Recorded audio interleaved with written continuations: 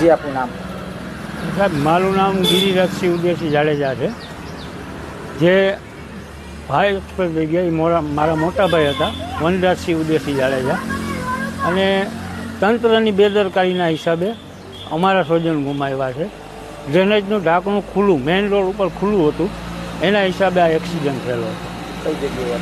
Aksharnagar main road ઉપર હીરાના બંગલા પાસે. અને શું કહેશો, ખાસ તો જે ઘટના ઘટી, આ ઘટનાને લઈને આપ તંત્ર પાસે કઈ પ્રકારની અપેક્ષા રાખો છો? તંત્ર પાસે હવે અમારે તો કોઈ અપેક્ષા નથી. અમારા ઘર સાથે જે થવાનું હતું એ તો થઈ ગયું, પણ હવે બીજા કોઈ પરિવારમાં કોઈ મોભી અથવા કોઈ બાળક કોઈ આવી રીતે એક્સિડન્ટ ના થાય અને તંત્ર કામ કરાવે તો સારું હોય. બાકી આ લોકોને તો કોઈ થઈ જશે સિવાય બીજા કોઈ પ્રશ્ન હોતા જ નથી.